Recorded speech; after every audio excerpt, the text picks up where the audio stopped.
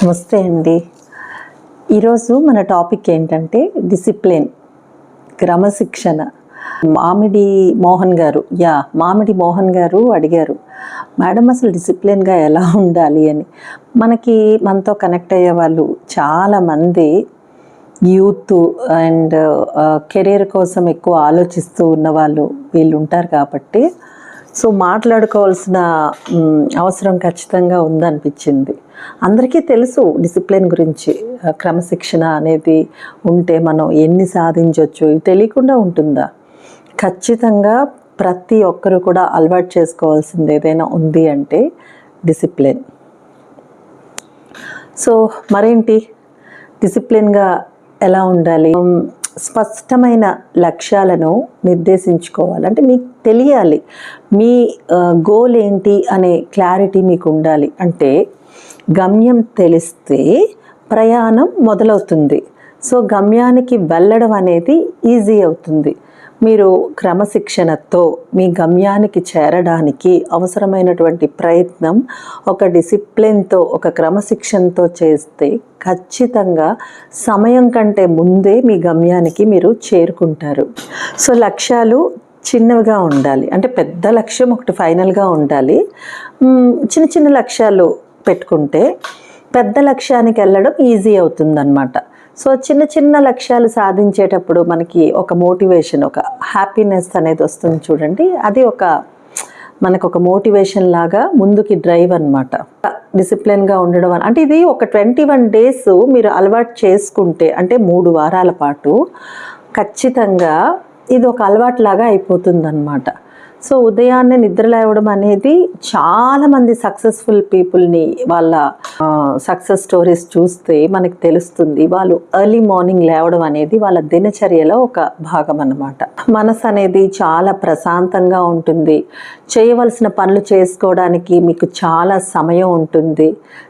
ఆ పనులు అయ్యేటప్పుడు ఆటోమేటిక్గా ఒక హ్యాపీనెస్ అనేది ఉంటుంది కదా.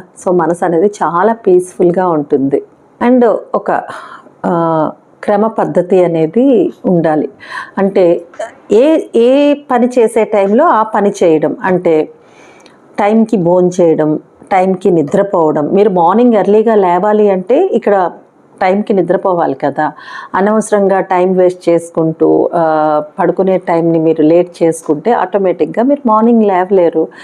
ఖచ్చితంగా ఒక డైలీ రొటీన్లో కూడా మీకు ఒక డిసిప్లిన్ అనేది ఉండాలన్నమాట. అంటే లైఫ్ స్టైల్లో కూడా మీరు ఒక క్రమ పద్ధతిలో, ఒక క్రమశిక్షణతో చేసుకుంటే ఆటోమేటిక్గా మీకు ఆ రిజల్ట్ అనేది తెలుస్తుంది కాబట్టి హ్యాపీగా ఉంటారు. క్రమశిక్షణకి మొట్టమొదటి శత్రువు ఎవరో తెలుసా అండి? ప్రొక్రాస్టినేషన్, వాయిదా వేయడం.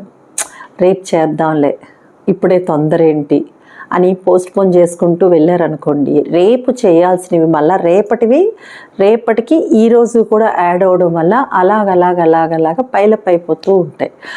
ఎప్పటి పని అప్పుడు ఫినిష్ చేసుకుంటూ ఉంటే మీకు ఎప్పటి పనులు అప్పుడు పూర్తి అయిపోతూ ఉంటాయి. త్వరగా మీ లక్ష్యాన్ని చేరుకోవడానికి అవకాశం ఉంటుంది. లేదంటే ఒక డిసప్పాయింట్మెంట్ వచ్చేస్తూ ఉంటుంది.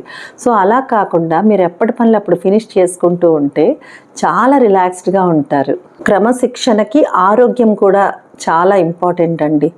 అంటే మంచి ఫుడ్ తీసుకోవాలి, 30 minutes వాక్. ఇదంతా కూడా డిసిప్లిన్గా మీరు చేస్తేనే అది ఎవ్రీడే వాక్, ఎవ్రీడే మంచి ఫుడ్ తీసుకోవడం, మంచి ఆలోచనలు, ఎక్సర్సైజ్ చేసుకోవడం, ఇవన్నీ కూడా నెక్స్ట్ లెవెల్.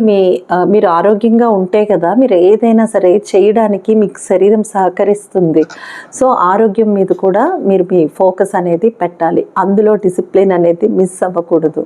వాకింగ్ చేయడంలో కావచ్చు, ఫిజికల్ ఎక్సర్సైజ్ చేయడంలో కావచ్చు. ఇదొకటి గుర్తుపెట్టుకోవాలి. ఇంకోటి ఏంటంటే డిస్ట్రాక్షన్స్ ఉండకూడదండి. క్రమశిక్షణతో మీరు ఏ పని చేస్తున్నారో దాని మీద ఫోకస్తో వెళ్ళాలి తప్ప మీరు ఏకాగ్రత దెబ్బతింది అంటే మీరు ఏ పని కూడా సవ్యంగా పూర్తి చేయలేరు. ఖచ్చితంగా ఏ పని చేసేటప్పుడు అదే ఆలోచించాలి. ఫిజిక్స్ చదివేటప్పుడు కెమిస్ట్రీ చదివేటప్పుడు మ్యాథ్స్ గురించి డిస్ట్రాక్షన్స్ అనేవి అస్సలు ఉండకూడదు. సో ఇది మనకి మొదట్లో కష్టం అవ్వచ్చండి, ఎందుకంటే మార్నింగ్ లేవడం అలారం పెట్టుకొని లేదా అలవాటు లేని వాకింగ్ మొదలుపెట్టి చేయడం ఇవన్నీ కష్టం కావచ్చు. కానీ మీరు కంటిన్యూస్గా ఒక 21 డేస్ చేసి చూడండి, మీకు అది అలవాటు అయిపోతుంది. ఎందుకంటే ఖచ్చితంగా మనకి లైఫ్లో హ్యాపీగా ముందుకు వెళ్ళాలి అంటే స్ట్రెస్ తగ్గి, ఓవర్ థింకింగ్ తగ్గి, యాంగ్జైటీ తగ్గి మీ లైఫ్ హ్యాపీగా ఉండాలి అంటే డిసిప్లిన్ అనేది దానికి చాలా అవసరం. 100% క్రమశిక్షణని అలవాటు చేసుకోండి, మీరు అనుకున్నది సాధించండి. 100% మీరు సాధించగలుగుతారు. డిసిప్లిన్ అనేది మీరు ఒక భాగం చేసుకోవాలి. ఏ టైంకి ఏది చేయాలో అప్పుడు అది చేయండి. ఖచ్చితంగా మీరు అనుకున్నది సాధించకపోతే అలా అడగండి. సో ఒప్పుకుంటారా మీరు?